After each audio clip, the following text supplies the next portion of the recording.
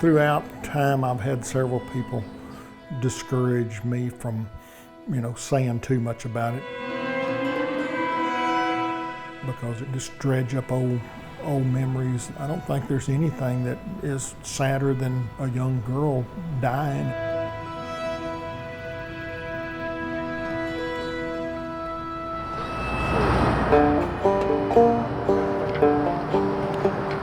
What was it like growing up in Marble Falls in the 1960s? For me, you couldn't have asked for a better place to be. It was still rural for the most part. How many people were you going to school with? I think there were around 60 in our class. You were in the same grade as Daynon Lewis. We were in the 8th grade. This is a picture of Daynon. This is a picture of me. We're both named Lewis, so naturally we would come close together. She was just a pretty girl, blonde hair, yeah, long blonde hair. She's kind of stayed in the background. She was just maybe on the shy side, if nothing else. It was the way I remember her. There were several of my classmates that lived within a few blocks of her. As I remember that area of town, back then it was extremely woodsy. Basically one route back over to this side of town because of Backbone Creek. It was just open to be explored. It was an innocent time. What do you mean by that? Well, being in the rural area, we just weren't exposed to things that you would living in the city. This hill country town, an hour northwest of Boston, where 13-year-old Lenice Daynon Lewis and her classmates grew up, was a much different place than the Marble Falls of today. In 1965, the population barely peaked 2,000. There was no police department here, no medical examiner within 100 miles. The county sheriff mostly handled what little crime there was, and when someone died, it fell to the local justice of the peace. This incident happened in November. It just always was a story that haunted all of us. She had gone home and mixed up a cake and put it in the oven for them to have that night for dinner. And then she started mopping the kitchen. And then all of a sudden, then she disappeared. The cake still in the oven, burned by the time I guess somebody got there. And that's kind of what tipped them off that she was missing. And then a few hours later, she was found in a small shed behind the house, hanging.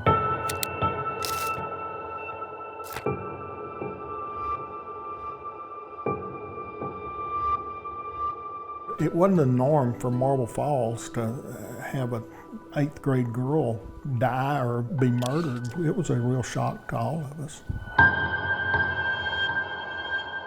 It wouldn't take very much of an investigator to figure that out, that something doesn't smell right about the whole thing.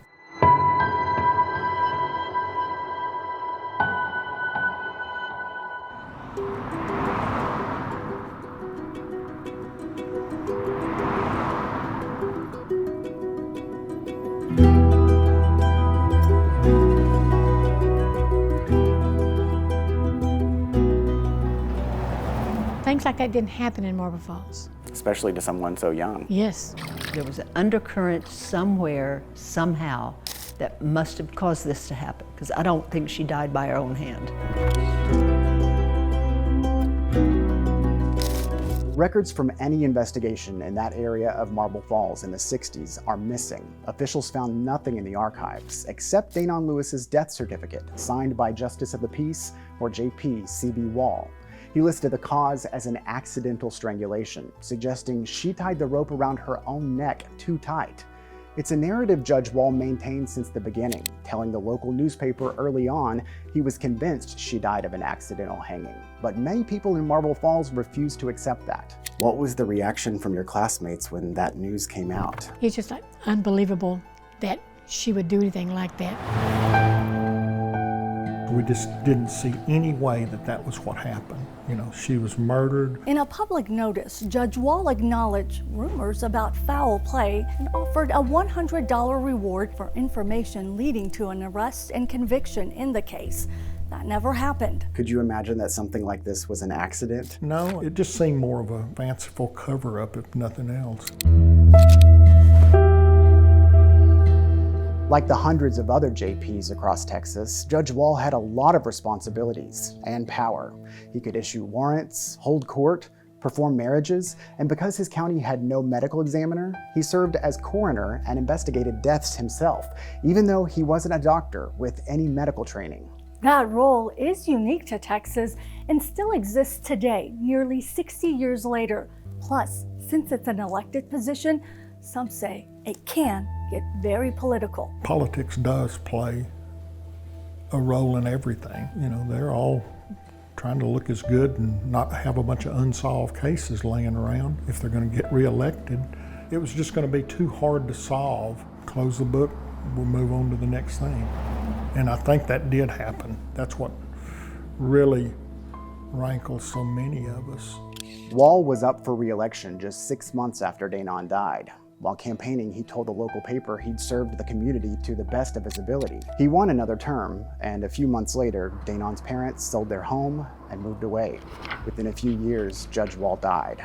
Most in Daynon's family still living wouldn't speak with us on the record about her nearly forgotten story. This is the funeral notice. This was where her death was in the newspaper. Then a few years back, her classmate, Ronnie Lewis, started sharing memories on social media. I have a Facebook group, and we pretty well try to cover different topics from the Marble Falls, Burnett County area, just historical content. And so that's kind of how I got involved with the story. He posted what he could recall about the case. It was called The Young Girl That Was Murdered Down by Backbone Creek. And over time, hundreds of comments and follow-up posts poured in. There would be more discussion on those threads than just about anything else we did, because there was so much left unsaid. I had different ones that came to me and told me what they knew about it. Including discrepancies they saw on the death certificate, like Judge Wall's indication Daynon was playing in the shed with others before she disappeared, but reports say it then took her brother and his friends 2 hours to find her hanging there. And it was always said that she was hanging like from a rafter or something, but her knees were touching the ground. Well, you know, it didn't take much imagination to figure out something's wrong. What are some of the theories that you've heard over the years about what might have happened in this case? There was somebody that was visiting the neighborhood that had a bad criminal history that could have done it. He had some peeping Tom issues, and he was staying within a few houses of Daynon's family. I mean, there's a lot of speculation. Speculation that almost seemed to flow along Backbone Creek, Daynon's neighborhood, the precinct where Judge Wall presided over several other unattended deaths that year, leading up to his re-election. Most of those were suicides, something officials today tell us would be cause for careful consideration and an expert medical opinion.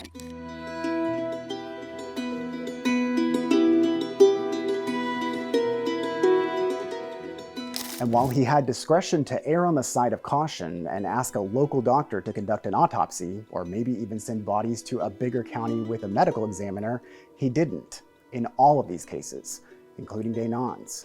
It was something that caught the attention of the woman who holds Wall's seat today. If you suspect a crime has occurred related to that death, what do you do at that point? I'm pretty well going to send that person first off for an autopsy. We learned that no autopsy was done in this case. Oh, okay. The time frame, for some, it seemed rather quick to close something like that without an autopsy. I know that I would have definitely wanted an autopsy, you know, on that child.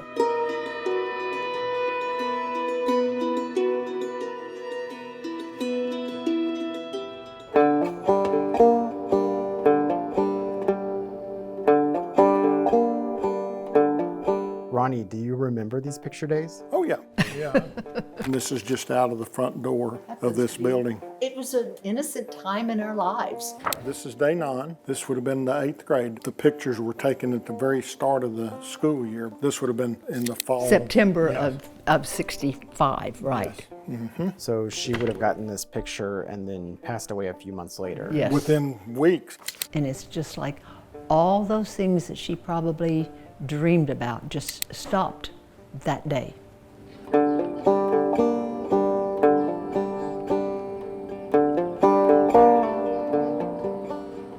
My name is Darlene Farmer Ostermeyer. I'm currently vice chairman of the Falls in the Colorado Museum that tries to depict the Central Texas era through time. What is the significance of this building to you? This building is actually the heartbeat of Marble Falls. It became the first school for Marble Falls in 1907. Can you imagine all of the feet that have walked on these wooden floors? That to me is just telling.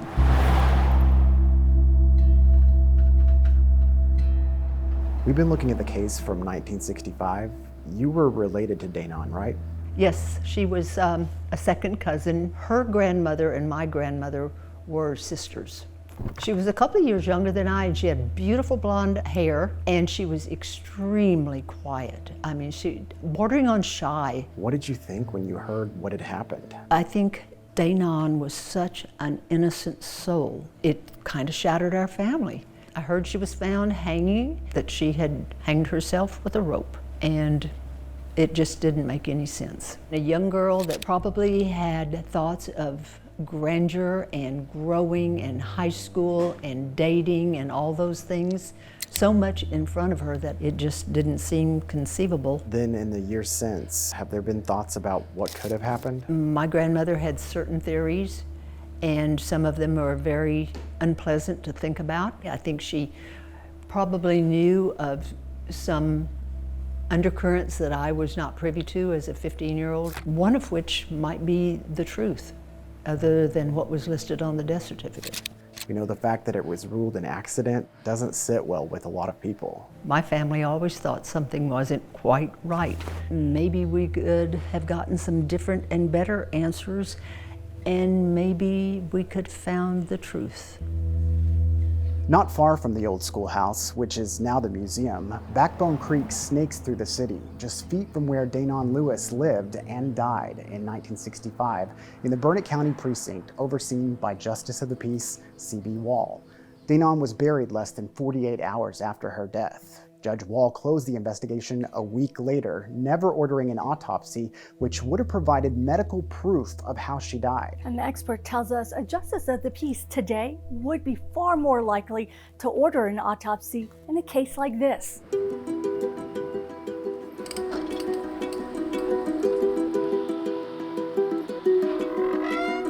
My name is Judge Rick Hill, Brazos County Justice of the Peace, Precinct 3. What are the qualifications to be a justice of the peace in Texas? To get elected JP in the state of Texas, basically you have to have a pulse, all right? You have to be 18 years of age.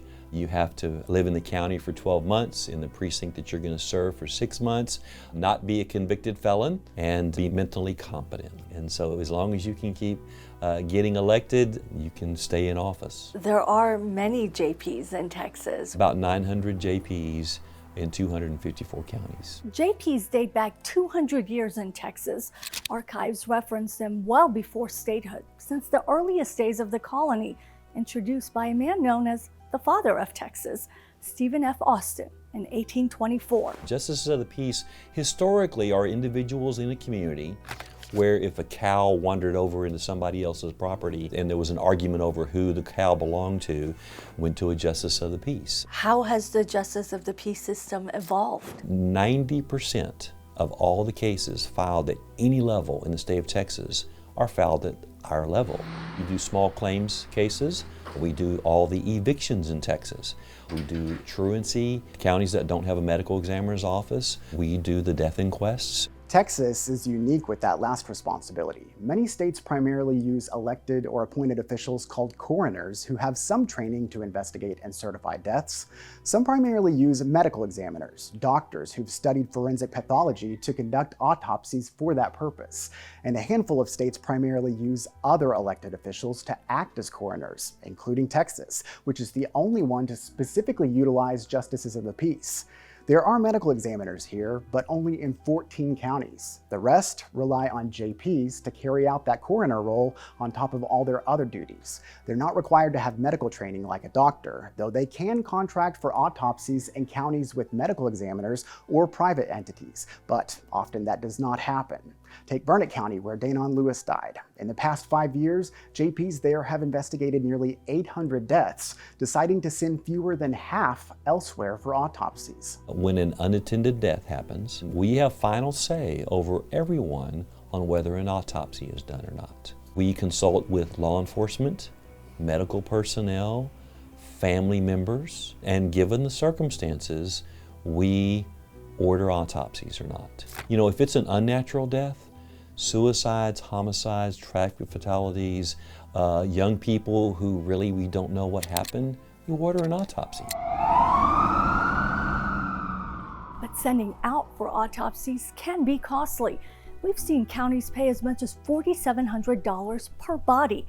That decision is why, in part, JPs rely on the Texas Justice Court Training Center, where Judge Rick Hill teaches the many responsibilities of this role. Every Justice of the Peace goes through 80 hours of initial training, and then we are required by law to get 20 hours of concurrent training every year. Does that include death investigations? Almost every training has some sort of death investigation piece. What we teach judges is, given the circumstances, are you comfortable enough coming up with a manner of death, cause of death? We train judges to say, you know what, if an autopsy is needed, you order one.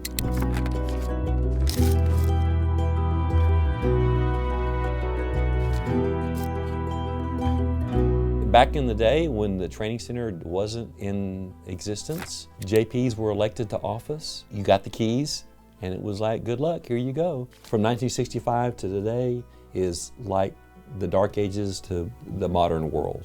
In 1965, the training center didn't exist. In fact, it was only that year Texans first had a way to officially complain about judges through the newly created State Commission on Judicial Conduct. You can actually report judges for conduct that you think would be not becoming of a judge. There are some judges who have been removed from office, suspended from office. In fact, the commission's handed down more than 400 disciplinary actions against JPs since 2001, some related to death inquests. What do you say to people who say it's time to change the way Texas determines cause and manner of death, that it's a process that shouldn't be left up to Justice of the Peace? You know, I don't know what that would look like because hundreds of JPs do inquests. I would think that that boils down to resources. There are counties that have become quite populous and JPs are doing lots of inquests. That's one reason a handful of Texas counties,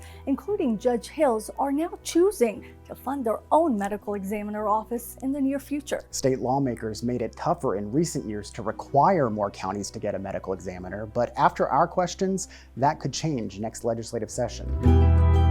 The needs for having a proper medical examiner is something that is unfortunately in demand.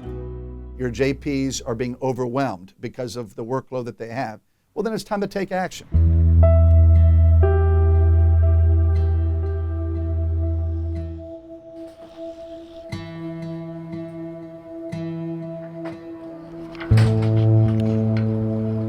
My name is Deborah Bensall, and I am the Justice of the Peace for Precinct 4 in Burnett County. When someone passes away, our county doesn't have a medical examiner, the JPs, that is a duty of ours. We go to the scene to determine what the cause of death is. If you suspect a crime has occurred related to that death, what do you do at that point? I'm pretty well going to send that person first off for an autopsy.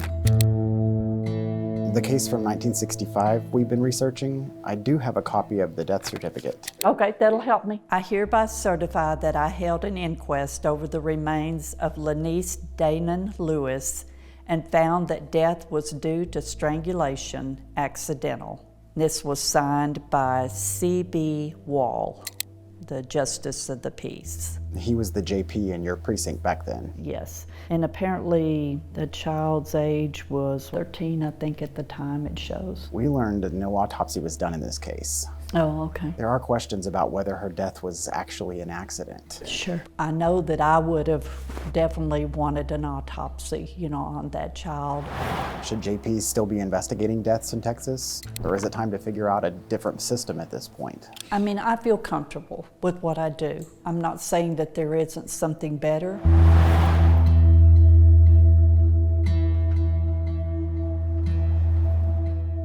Across Texas, tracking any trends or problems with death inquests performed by justices of the peace is nearly impossible. With around 900 precincts, you have to file individual requests, which can be a long and costly process. There is no central statewide system the public can access. The state does collect death certificates, but those are sealed for 25 years after a person dies, so the latest records available are not recent. Texas lawmakers recognize, though, death investigations are important to their constituents. And in recent legislative sessions, there's been quite a debate at the Capitol over which counties use JPs and which have medical examiners. If all members voted, there being 100. Chair lays out House Bill 3895. Chair recognizes Chairman Oliver to explain.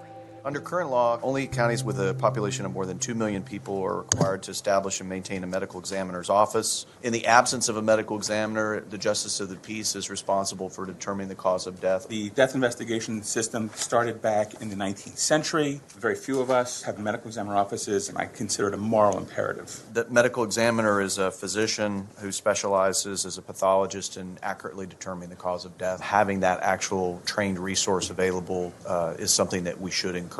Today, only 4 Texas counties have 2 million people or more, the population count that required them at the time to add an Emmy. That threshold had doubled from 1 million, a change that meant 3 additional counties didn't need to establish Emmy offices yet, even though most on that list already have one, except for Denton County in North Texas. Thank you, Mr. Chairman. Denton County is one of the fastest growing counties in the country and is rapidly approaching a population now of 1 million people. And if they were required to establish their own medical examiner, it would initially cost approximately $4 million. In 2019, a state lawmaker named Tan Parker successfully pushed the new population requirement through the legislature, allowing his home, Denton County, to avoid getting its own medical examiner, and with a few other counties, continue its long-standing partnership with nearby Tarrant County to fund and operate a shared regional Emmys office there. My Denton County judge and commissioner said we can partner with our neighboring Tarrant County and get terrific services, taking care of all of our people at a fraction of the cost for the taxpayer. My perspective is when you see locally your JPs are being overwhelmed because of the workload that they have, well, then it's time to take action. That's why, ahead of the next legislative session, and after our questions, Senator Parker is taking a closer look at the requirement and studying how more counties might take advantage of similar regional arrangements. Still, most Texas counties are nowhere close to an existing medical examiner's office, and they're far from hitting the population requirement, which has since increased to 2.5 million to build one of their own. That includes Burnett County, but it won't stay that way forever. In 1965, there were 10,000 people living here. Nearly 60 years later, it's grown to almost 54,000. Yeah, I was raised here in Marble Falls. Small town where you knew everybody. That's how small towns go, right? Yes, it is. How has criminal activity changed over the decades? Increase because more people move into the area. My name is Janie Prue. I'm the coordinator for Hill Country Area Crime Stoppers. Anybody can report crime. They can either call me on my tip line. We have an app now and send me a tip. Every bit of it's anonymous. We submit it, send it off to where it needs to go. I average anywhere from 20 to 30 tips a month, mostly drug related, some child abuse a lot, and animal abuse. We're not immune to it anymore like we used to be. Were you aware of what crime was like back then? Don't remember crime at all. In 1965, you were 8th grade? Yeah. The same grade as Daynon Lewis. Yes. Do you remember how you found out that she had died? I just remember being totally shocked because things like that didn't happen in Marble Falls. Especially to someone so young. Yes. I don't think anybody really believed that it was a suicide at the time. Cases like this stick with you? Absolutely, yeah. Just not having any closure. I would love to see it solved, but I don't think it ever will be. Too much time has passed.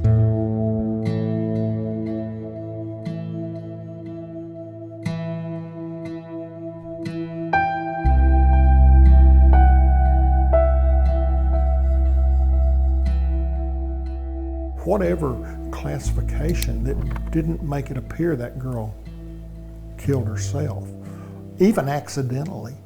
It just didn't happen that way. That would be nice. That would keep her memory alive. Not forgotten, I think that's the most important thing.